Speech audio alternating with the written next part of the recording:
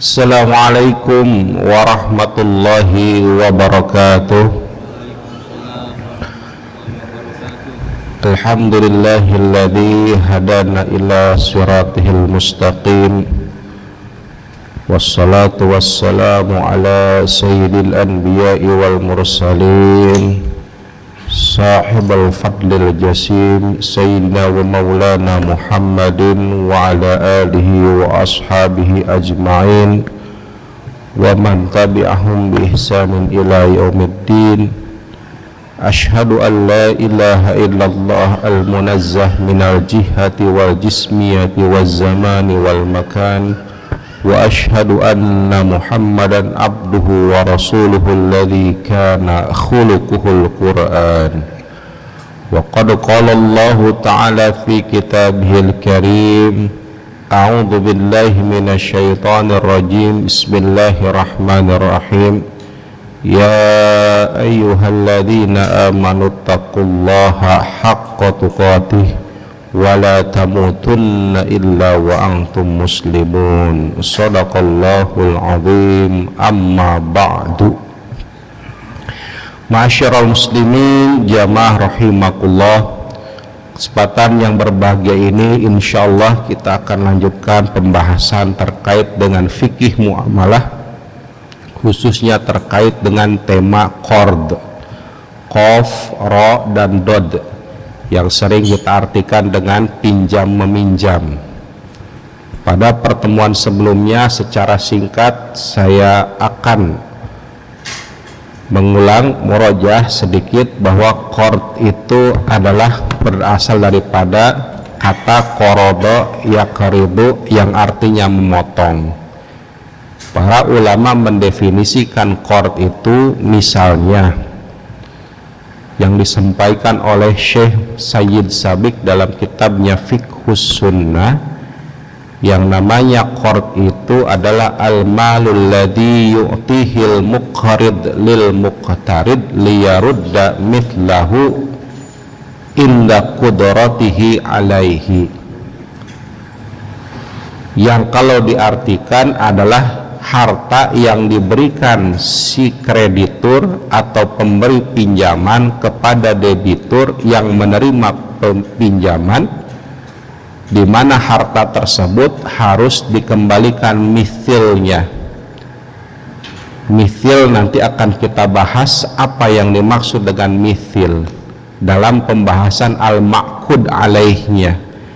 Inda qudratihi alaihi, ketika orang tersebut mampu untuk menunaikan hutang tersebut. Secara garis besar bahwa yang namanya qard itu berarti meminjam atau transaksi pinjam meminjam atas suatu harta, di mana harta tersebut mau tidak mau harus dikembalikan kepada si pemberi pinjaman dengan mithilnya atau dengan gantinya. Dalam definisi yang lain, liyan tafi'a bihi wa yarudda badalahu, agar dimanfaatkan dan harus dikembalikan badalnya atau penggantinya. Maka dalam hal ini yang namanya pinjaman itu atau qard, transaksi itu bukan hanya terkait dengan uang saja, tetapi terkait dengan barang pun itu termasuk transaksi qard. Misalnya contoh, sesuatu yang ditimbang, beras atau makanan misalnya kan, atau sesuatu yang dikilo atau sesuatu yang diukur, dan benda lainnya yang termasuk jenis harta. Nah, berbicara qard ini itu sesuatu transaksi yang bahkan disampaikan dalam Al-Quran secara eksplisit, misalnya dalam surat Al-Baqarah 245 yang bunyinya man dzalladzi yuqridullaha qardan hasanan fayudha'ifahu lahu ad'afan katsira wallahu yaqbidu wa yabsutu wa ilaihi turja'un.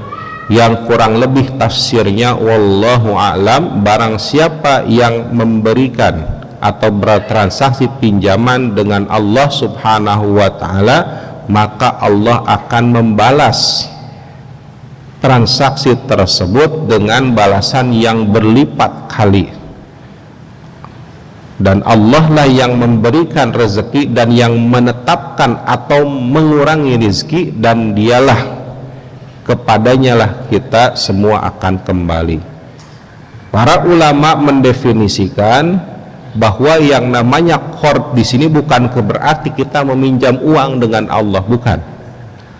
Tetapi maksudnya ketika kita meminjamkan seseorang yang sedang membutuhkan, entah itu teman, saudara, tetangga, siapapun itu, maka itu berhak mendapatkan balasan yang berlipat-lipat dari Allah Subhanahu wa ta'ala. Tapi dengan syarat tentunya, Pak. Apa syaratnya? Nanti kita akan bahas.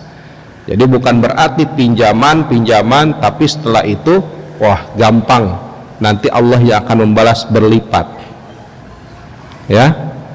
Bukan, ada kriterianya. Nanti akan dibahas dalam hal al-ma'qud alaih atau barang yang dipinjamnya. Itu ayat Al-Qur'annya. Dalam hadis Nabi Muhammad sallallahu alaihi wasallam pernah bersabda, "Ma min muslimin yuqridu musliman qardan marrataini illa kasadaqatihi marratan wahidatan." Riwayat Imam At-Tirmidzi. Barang siapa seorang muslim yang meminjamkan kepada muslim yang lain 2 kali, Pak, 2 kali pinjaman, maka yang sekali dihitung sebagai sedekah. Dan tentunya masih banyak hadis yang lainnya yang berbicara anjuran kita untuk memberikan pinjaman kepada saudara kita yang membutuhkan. Ditambah lagi ijma para ulama, jelas yang namanya transaksi pinjam meminjam atau qard ini disyariatkan, apalagi di dalamnya ada kemaslahatan, ada bentuk ta'awun, Pak. Ta'awun, saling membantu saudara-saudara kita yang memang membutuhkan. Ala kulli hal, yang namanya pinjam meminjam itu disepakati hukumnya adalah boleh. Sekali lagi, boleh, hukum asalnya, Pak, karena al aslu fil muamalati al ibaha illa ma dalad dalilu ala khilafi. Asal suatu transaksi dalam muamalah itu hukumnya ibahah, boleh, kecuali ada dalil yang menjatuhkan kebolehannya itu menjadi sesuatu hal yang haram misalnya. Tetapi meskipun hukum asalnya ibahah, qard ini bisa nanti berubah menjadi sifatnya wajib, Pak, fard. Bagaimana itu? Ketika misalnya kita meminjamkan orang yang memang butuh, kalau kita tidak pinjamkan, orang ini qadarul akan meninggal atau mungkin terkena kesengsaraan yang lebih parah. Contoh, orang yang lagi dirawat di rumah sakit, kemudian dia butuh uang. Nah, ketika misalnya dia qadarullah misalnya butuh uang untuk melunasi atau untuk membayar rumah sakit, maka sifatnya itu adalah wajib. Karena kalau tidak meminjam karena dia tidak punya sama sekali, justru dia bisa mungkin, gitu kan, lewatlah kasarnya. Bisa juga menjadi sunnah ketika apa? Memang kebutuhannya mendesak tapi tidak sampai menghilangkan nyawa, gitu kan. Misalnya kebutuhannya pendidikan, ya, kebutuhannya misalnya, gitu kan, untuk pendidikan, ya, atau mungkin untuk kebutuhan sehari-hari, ya, untuk makan, beras dan sejenisnya. Tapi bisa juga menjadi haram, Pak. Kalau gimana? Kalau ternyata kita meminjamkan, ternyata harta pinjamannya itu dijadikan untuk maksiat, dikasih pinjaman malah untuk judi, dikasih pinjaman kita untuk malah mabuk. Kita tahu anak ini misalnya, orang ini, maaf ya, orang ini misalnya, ya, ketika diberi pinjaman mual jauh, pasti main judi online, pasti beli slot, Pak. Tapi kita masih kasih pinjam, kita berdosa juga, Pak. Atau kita tahu orang ini ketika dipinjamkan pasti untuk mabuk, pasti untuk melacur, Pak. Kita bisa terkena dosanya karena memberikan fasilitas itu.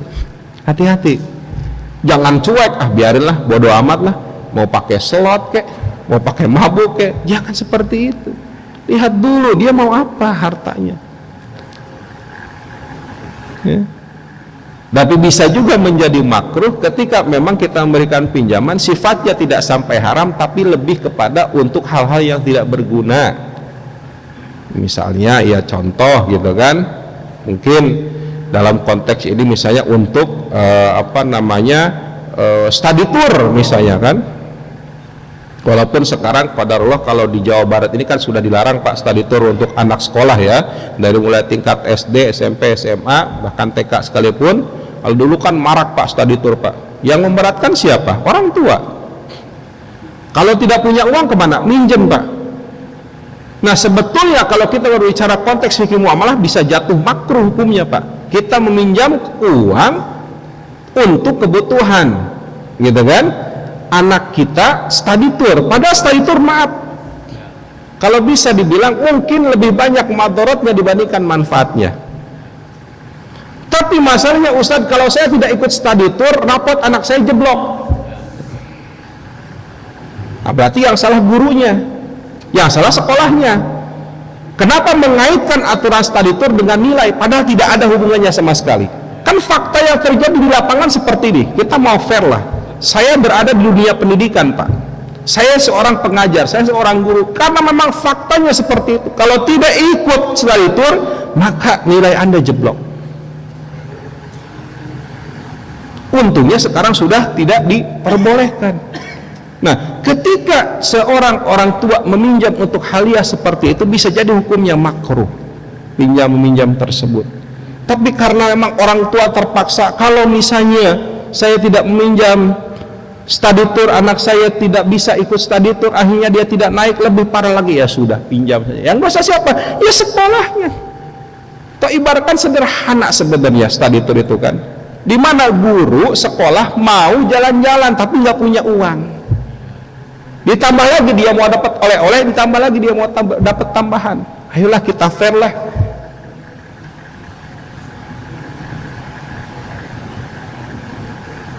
Ya, hati-hati Pak, jangan menyusahkan orang yang udah susah gitu loh. Karena fakta yang terjadi di sekitar saya, sampai harus meminjam maaf ke bank emo, ke rentenir, naudzubillah, hanya untuk sekedar ikut study tour. Dan kalau tidak ikut study tour, sekali lagi nilainya tidak akan, mungkin tidak akan naik, bahkan ancamannya luar biasa. Ya. Nah, ma'asyiral muslimin jamaah rahimakumullah, itulah sebetulnya tingkatan hukum ketika berbicara qard atau pinjaman ini. Jadi kembali lagi, bisa asalnya adalah mubah, terkadang bisa menjadi wajib, bisa menjadi sunnah atau mandub, bisa menjadi haram, bisa juga menjadi makruh. Nah, berbicara mengenai pinjaman ini, maka otomatis Pak, dalam transaksi fikih muamalah itu harus ada rukun dan syarat yang dipenuhi dalam transaksi qard atau pinjaman ini. Kalau jumhur ulama selain mazhab Hanafi mengatakan yang namanya rukun dalam qard ini harus ada, pertama al-akidani, dua orang yang berakad. Berarti harus ada si peminjam, harus ada si pemberi pinjaman. Bahasa fikihnya Pak, yang namanya orang yang meminjam disebut muqtarid pakai tak, yang meminjamkan disebut dengan muqrid, bedanya tak doang. Muqrid itu pemberi pinjaman, muqtarid penerima pinjaman. Itu harus ada. Yang kedua adalah tentunya harus ada barang yang dipinjamkan, yang disebut dengan al-ma'qud alaihnya. Dan yang ketiga tentunya tidak kalah penting harus ada ijab dan qabulnya. Mari kita bahas terkait dengan rukun ini yang tentunya memiliki syarat-syarat yang harus dipenuhi. Kita mulai dari yang pertama, al-akidani, orang yang berakad, si peminjam dan pemberi pinjaman. Apa syaratnya? Syaratnya sebetulnya adalah ahliyah, Ahliyah dalam hal ini adalah ahliyatul ada. Kalau bahasa sederhananya ada kecakapan seseorang. Ya. Apa definisi ahliyah? Para ulama mendefinisikan ahliyah itu adalah salahiyatul mar'i an takuna aqwaluhu af'aluhu mu'tabaratan syar'an.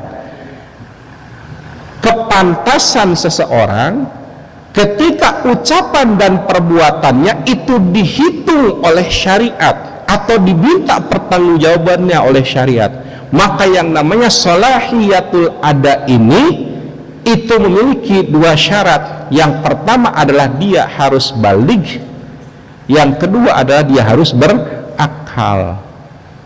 Orang yang belum baligh meskipun dia sudah tamyiz, tapi masalahnya secara perbuatan dia belum bisa diminta pertanggungjawaban, Pak, secara syariat, Pak.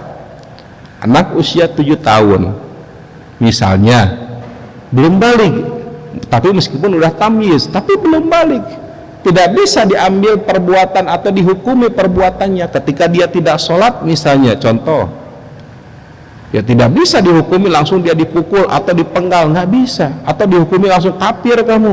Nah, anak usia 7 tahun ya.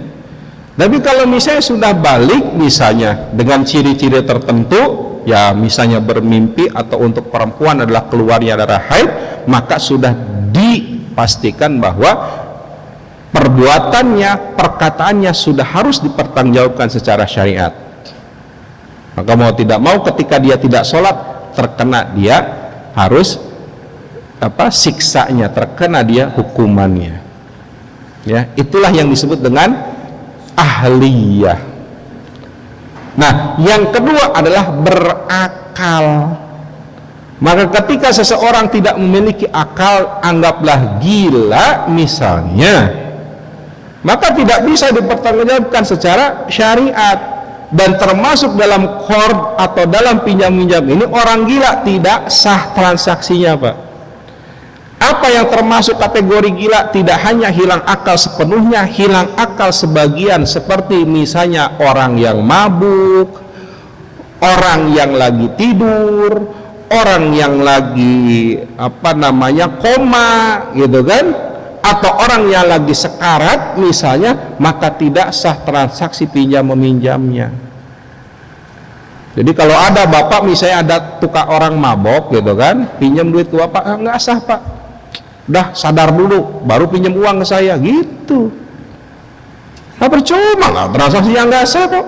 Nah, dia mabuk pinjam uang, kan hilang akalnya walaupun hanya sebagian. Ya, orang yang tidur sama. Kalau ada orang tidur misalnya dia ada bawa dompet di sini, pinjam uang ya, dia tidur. Lalu diambil dompetnya gitu kan, ambil uangnya, bukan pinjam, ngambil uang itu, Pak. Kenapa? Dia lagi tidur. Walaupun kita bilang, saya udah minjem kok tadi pas kamu tidur. Iya, dianya lagi tidur. Kita yang terbangun, yang sadar. Kalau itu konteksnya bukan minjam uang, ngambil uang atau nyuri uang. Gitu ya. Nah, biasanya kan kalau misalnya ya contoh ya mungkin isengnya kawan kita atau apa gitu kan, ya pinjam uang tapi ternyata orang lagi tidur, dikorek-korek dompetnya adalah uang gitu kan. Nah, itu bukan minjem, Pak, walaupun setelahnya misalnya dia bilang gue tadi minjem uang kok malu ya. Nah, jadi tidak sah. Nah, kemudian khusus untuk orang yang meminjam, Pak, yang meminjam ya, bukan si pemberi pinjaman. Orang yang meminjamnya itu dalam mazhab Syafi'i dia tidak termahjur. Termahjur itu adalah dia tidak terhukumi bahwa oleh pengadilan, oleh qadhi atau oleh hakim bahwa transaksinya dibatasi. Banyak faktornya, Pak. Di antaranya adalah karena orang ini boros. Nanti akan bahasanya akan panjang, tapi saya ambil contoh aja. Ketika seseorang misalnya tidak bisa berlaku hemat atau cenderung boros, itu kan, ya, apalagi kalau dunia sekarang, Pak, ada yang namanya flexing gitu kan, flexing segala semua ingin terlihat mewah, tidak punya mobil akhirnya pinjem, difoto di Instagram, difoto di Facebook, di share, jadi orang kaya padahal dia pinjem mobil, cuman ikut foto doang gitu kan, flexing gitu kan ya.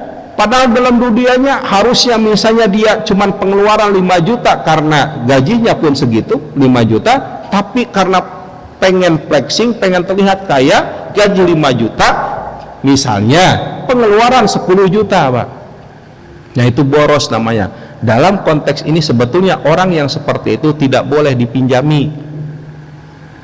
Bapak kalau punya kasus, misalnya punya teman, punya tetangga, punya saudara, ini orang kok gitu kan ya, udah tahu gaji cuma 5 juta atau bahkan lah gitu kan, tidak punya gaji sama sekali, hidupnya luntang lantung gitu kan, tapi kok pengen terlihat keren. Nah itu namanya boros Pak Safi, sebenarnya mahjur alaih, harusnya tidak boleh dipinjami Pak, karena tidak sah sebetulnya ya. Dia meminjam atau menerima pinjaman itu sah selama dia masih dalam kondisi mahjur alaih. Nah jadi masyarakat muslimin jamaah rahimakumullah, hati-hati memberikan. Bukan kita pelit Pak, kita lihat-lihat dulu, daripada Bapak nanti nyesel ngasih pinjaman malah nggak terbayar kan. Orang-orang boros kan kayak gitu Pak, pengennya aja minjem, bayarnya nggak mau, pengen terlihat orang kaya ya. Nah makanya hati-hati ya. Karena apa? Karena dalam hal ini qard itu ya, berbicara qard itu harus dikembalikan, liyarudda mithlahu tadi kan, atau badalahu ya. Nah itulah rukun yang pertama, yaitu al-aqidani, di mana memiliki syarat-syarat yang tadi sudah disebutkan. Yang kedua adalah berbicara tentang al-ma'qud alaihnya. Apa itu? Barangnya Pak, yang ditransaksikan apa? Nah jumhur ulama mengatakan pokoknya segala sesuatu yang boleh diperjualbelikan maka boleh ditransaksikan pinjam meminjam atau qard ini Pak ya. Mau itu misalnya hartanya mithil, harta mithil itu harta yang ada padanannya di pasar atau tersedia di pasar banyak, seperti barang-barang yang dikilo, yang ditimbang, yang diukur ya, ataupun harta kimi. Harta kimi itu barang yang tidak ada padanannya di pasar atau sulit untuk mencari yang setara di pasar. Misalnya apa? Misalnya hewan-hewan ternak, misalnya sekarang kan gitu kan lagi musim ya, mau kurban, pinjem hewan kurban qard, nggak masalah Pak, itu ada transaksinya, boleh nggak? Boleh. Lalu ngembalinya gimana? Nah ngembaliinnya berbicara dalam hal ini kalau misalnya hartanya kimi Pak, yang tidak tersedia padanannya di pasar. Ya kambing kan sama-sama kambing, tapi kan kalau misalnya kita pinjam belum tentu kita mengembalikan kambing yang sama kan. DKM misalnya di sini ada kurban kambing, kurban sapi, qadarullah ternyata kekurangan lah, minjamlah misalnya kepada pedagang dalam hal ini misalnya kan, ya pinjam dulu kurbannya supaya apa? Supaya memenuhi kebutuhan yang ada di sini ya. Lalu nanti dipulangkan. Kira-kira ketika memulangkan kambing atau sapi tadi dengan kambing yang sama atau dengan kambing yang berbeda? Pasti berbeda kan? Mau itu bentuknya, mau itu ukurannya, gitu kan? Mau itu warnanya, pasti berbeda. Nah itu yang disebut dengan harta kimi. Boleh nggak? Boleh, silahkan. Jangan lihat nilainya di situ, tapi lihat bendanya. Oh DKM meminjam kambing kepada si tukang misalnya kan, atau si pedagang ya, karena kebutuhan yang sangat mendesak, dikembalikan lagi dalam bentuk kambing lagi gitu, bukan dalam bentuk uang. Kalau dalam bentuk uang namanya itu jual beli gitu ya. Nah asyrul muslimin jamaah rahimakumullah, termasuk uang Pak. Nah ini yang ingin saya bahas sebetulnya ya. Termasuk uang, boleh nggak dipinjam dengan qard? Boleh Pak, sangat boleh. Bapak punya uang 10.000 ya, kemudian meminjamkan kepada teman bapak 10.000, dikembalikan lagi ya 10.000. Mithilnya liyarudda mithlahu. Yang dalam hal ini dalam mazhab Syafi'i, lihat dulu hartanya mithil atau kimi. Mithil itu yang ada padanannya, kimi itu yang tidak ada padanannya. Uang termasuk harta kimi, Pak, tidak ada padanannya. Kenapa? Bapak minjem uang, kira-kira nanti kembalikan dengan nomor seri yang sama atau beda? Pasti beda kan?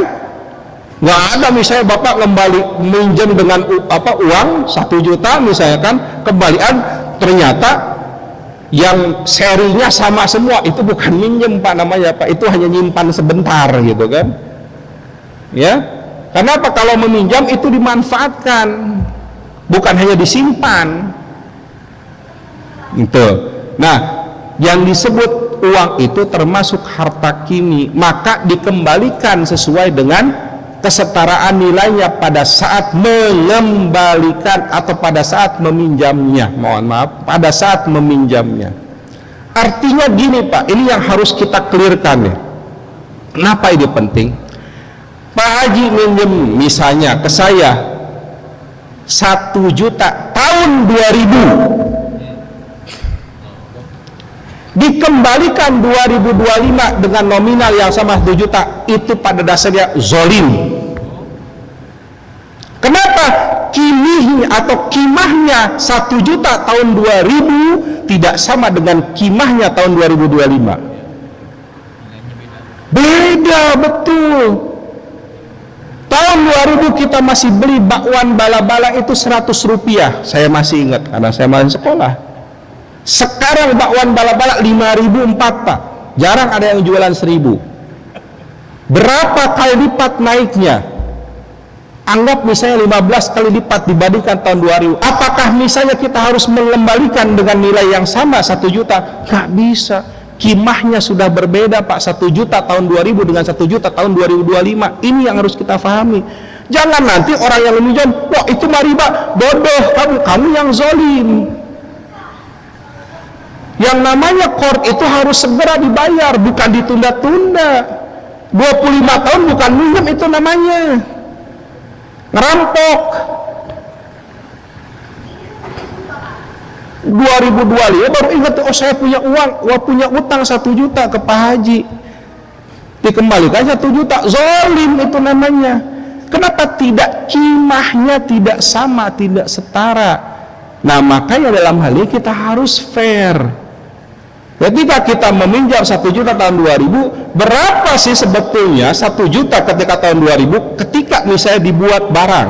Contoh, 1 juta tahun 2000 misalnya bisa beli motor 1, maka kembalikan 2025 dengan motor yang sama 1.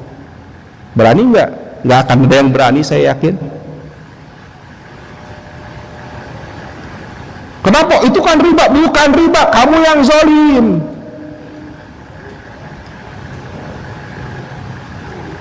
Dengan? Nah, oleh karena itulah dalam transaksi yang namanya qard ini harus kita lihat ma'qud alaihnya Pak. Makanya harus fair. Makanya dalam Al-Quran, idza tadayantum bidainin ila ajalin musamman faktubu, kalian bertransaksi secara tidak tunai, tulis berapa lama dia meminjam, setahun, 6 bulan, 3 bulan, berapa harus dikembalikan. Punten, kalau memang tidak bisa mengembalikan dalam jangka waktu yang telah ditentukan, kasih kelonggaran, tapi jangan lama-lama, jangan bertahun-tahun. Kalau memang masih sulit, udah bebaskan aja Pak, insya Allah pahalanya tadi saya katakan dalam Al-Quran, man dzalladzi yuqridullaha qardan hasanan fayudha'ifahu lahu wa lahu ajrun karim. Dia akan dilipat gandakan. Dari siapa? Allah Pak yang menjamin. Udah bebaskan aja Pak.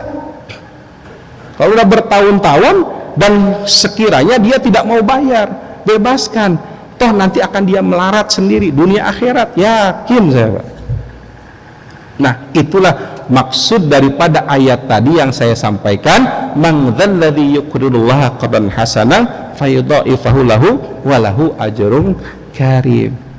Nah ya, jadi sederhana sebenarnya, nggak usah kita orang yang punya, yang berhutang atau yang memberi hutang, sebenarnya kalau mau simple ya udah, sok sekarang kamu mau gimana, sok kalau misalnya nggak bisa bayar, udah saya bebasin. ternyata kabur, ya sudahlah, mau gimana lagi kalau mau kabur, toh dia yang nanggung.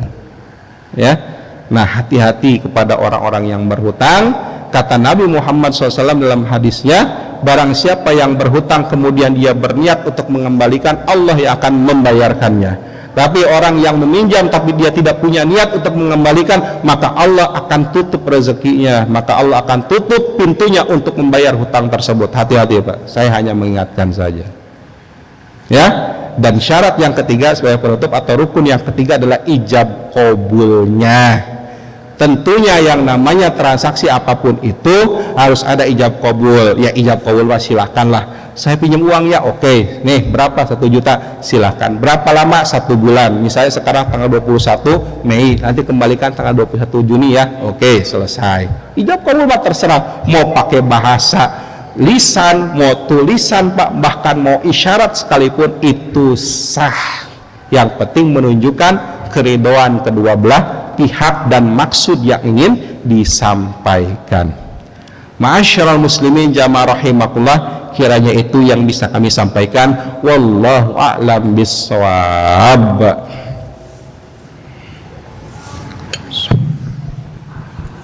Baiklah jemaah, telah dijelaskan tadi masalah khalq. Semoga kita memahami, dan apabila ada yang ingin ditanyakan masih belum jelas, kami persilakan karena waktu masih ada sekitar 9 atau 10 menit. Kami persilakan. Ini sebelah kiri. Baik.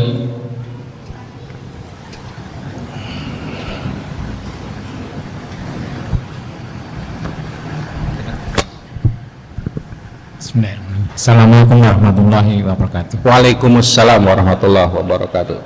Pak Ustadz, saya ingin tanya apakah ini pinjam hukumnya pinjam meminjam atau bagaimana, saya juga belum tahu ya.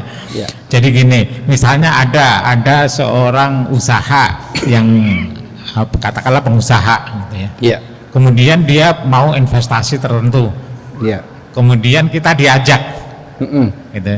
Kemudian kita diajak, kemudian kita lakukan perjanjian bahwa setiap bulan akan dikasihkan sekian misalnya gitu ya. Kemudian pokoknya sampai selesai sekitar 1 tahun misalnya gitu. Iya. Nah itu apakah itu berbentuk pinjaman atau kalau kita sih dibilangnya investasi gitu ya? Iya, baik. Itu bagaimana? Itu apakah padahal kalau dilihat dari nilainya memang lebih besar. Katakanlah misalnya minjam 10 juta gitu ya. Ya. Dalam setahun nanti dikembalikannya bisa 20 juta padahal Baik, gitu ya. baik, Tapi untuk usaha ini mungkin itu Pak. Terima kasih. Assalamualaikum warahmatullahi wabarakatuh. Waalaikumsalam warahmatullahi wabarakatuh. Assalamualaikum warahmatullahi wabarakatuh. Silakan Pak Ustadz. Langsung.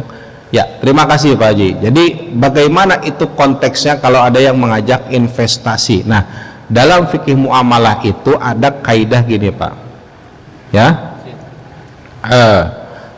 Anna al-ibrah lil maqasid wal ma'ani lal alfaz wal mabani.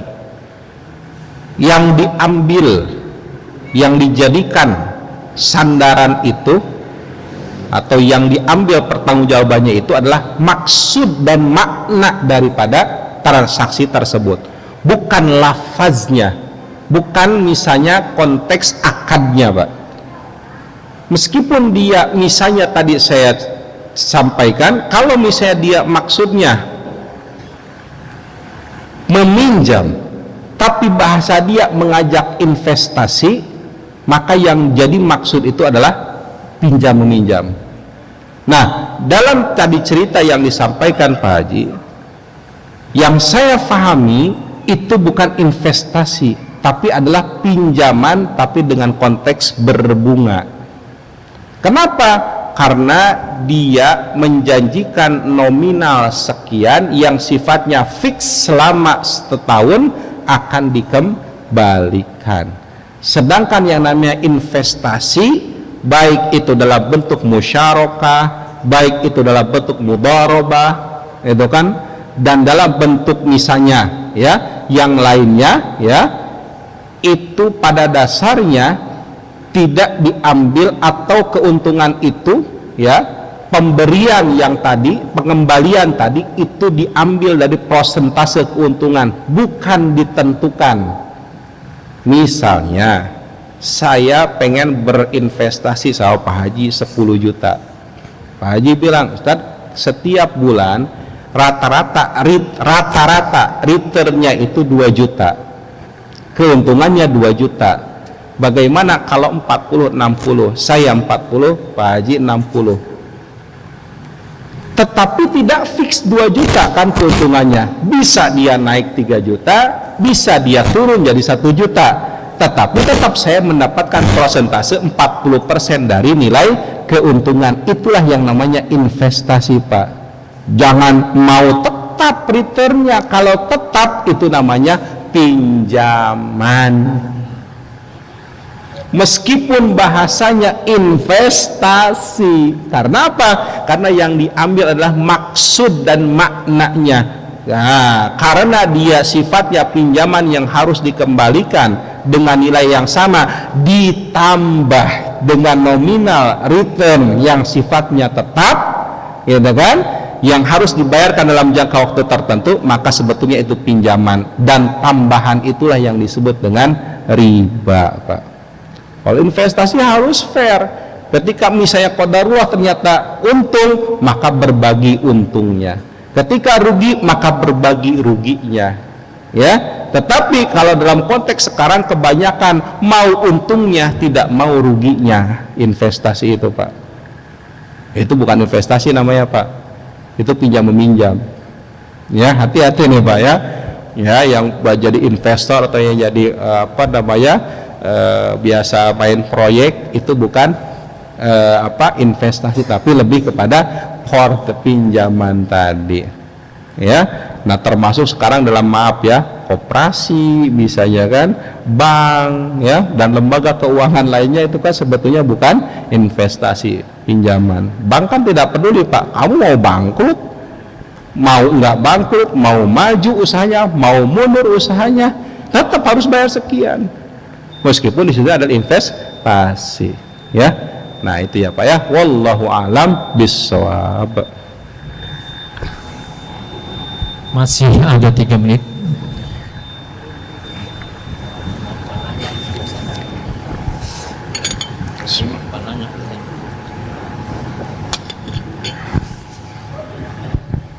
Bismillahirrahmanirrahim. Assalamualaikum warahmatullahi wabarakatuh. Waalaikumsalam. Saya ingin membandingkan tadi yang surat Al-Baqarah, surat Al-Baqarah Qurt tadi, ingin saya bandingkan dengan surat An-Nisa ayat 29. Ya. Itu tijaroh ya, tijaroh ya. Di sana tijaroh. Illa antakuna tijarotan antarodin minkum. Pembandingannya gini, seperti yang dicontohkan Ustadz tadi, untuk contoh yang simpel saja, study tour. Andai kata seperti ini, Pak, mbok saya dipinjami uang 1 juta untuk biaya anak saya study tour ya. Terus si peminjam tadi bilang gini, boleh-boleh saja study tour 1 juta, tapi nanti 1 bulan kalau sudah gajian kembalikan 2 juta ya. Tadi yang meminjam sama yang dipinjami itu tadi sama-sama ahlinya dan sama-sama berakalnya. Ya sudah, kalau gitu saya setuju karena saya ya terpaksa gitu. Nah, ini boleh atau tidak dengan pembandingan ayat tadi Al-Baqarah sama An-Nisa. Oke. Terima kasih. Assalamualaikum warahmatullahi wabarakatuh. Assalamualaikum warahmatullahi ya. Terima kasih ya, Bapak dan hadirin sekalian.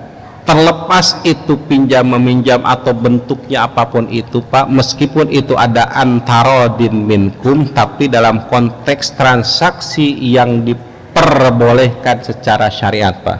Kalau kita baca ayatnya, ya ayyuhalladzina amanu la ta'kulu amwalakum bainakum bil batili illa an takuna tijaratan an taradim minkum. An-Nisa ayat 29, betul. Jadi kalau kita baca lengkap ayatnya, wahai orang-orang yang beriman, jangan kalian makan harta kalian dengan cara yang batil, kecuali kalau memang kondisinya suka sama suka. Maksudnya apa? Bukan berarti meskipun transaksi batil, yang penting suka sama suka itu sah. Bukan.